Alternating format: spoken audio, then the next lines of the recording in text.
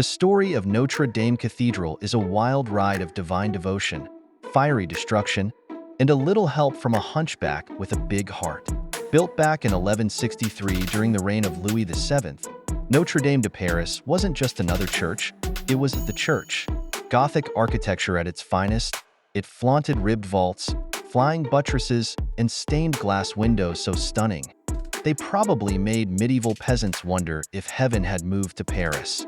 But this wasn't just about showing off artistic flair. Notre Dame was the epicenter of Parisian religious life, where coronations, funerals, and historic treaties took center stage. Now, why name it Notre Dame? Enter Maurice de Sully, the Bishop of Paris who kick-started the whole project. He decided to dedicate this soon-to-be masterpiece to the Virgin Mary, aka Our Lady, a major figure in Catholicism. Back in the 12th century, devotion to Mary was at its peak. She was like the spiritual superstar of the time. Naming the grandest cathedral in Paris after her wasn't just a nod to her divine status. It was a way of saying, hey, this city? Totally Team Mary. Fun fact, Notre Dame isn't unique to Paris. Loads of churches in Europe share the name. But thanks to its grandeur, this one stole the spotlight. Fast forward to the 18th century, and things took a darker turn. The French Revolution wasn't exactly a fan of royal symbols or religion.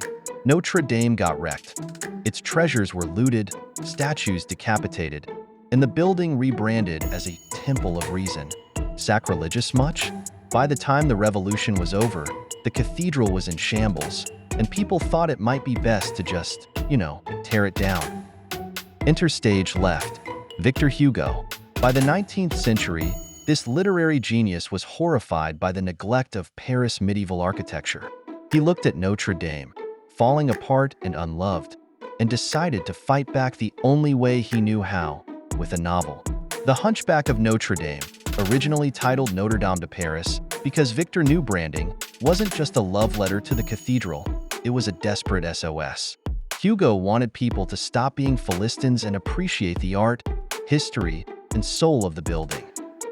The novel tells the story of Quasimodo, a misunderstood hunchback who rings the bells of Notre Dame with enough passion to put modern fitness influencers to shame.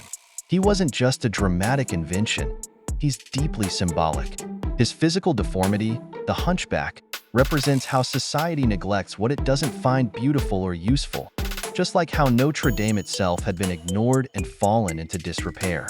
Quasimodo, overlooked and mistreated by the world, mirrors the cathedral, a crumbling masterpiece that had once been the pride of Paris.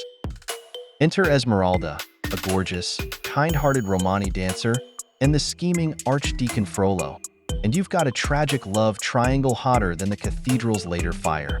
While everyone was busy sobbing over Quasimodo's heartbreak, Hugo was sneakily getting his readers to fall in love with Notre Dame itself, and boy, did it work. Thanks to Hugo's masterpiece, people started noticing the cathedral again. In 1844, restoration efforts began under the legendary architect Eugene Viollet-le-Duc, who basically glued, patched, and carved Notre Dame back into its former glory, though he added a few artistic liberties of his own. Notre Dame's journey didn't stop there. Over the centuries, it has survived wars, protests, and, most recently, the devastating fire in 2019 that destroyed its roof and iconic spire. But just like Quasimodo's unshakable devotion to Esmeralda, the world rallied behind the cathedral, raising millions to restore it. So, the next time you marvel at Notre Dame's beauty, remember this. It's more than just a tourist hotspot. It's a survivor, a symbol of resilience, and the star of a novel that proved the pen is mightier than neglect. Merci, Victor Hugo, and of course, Our Lady.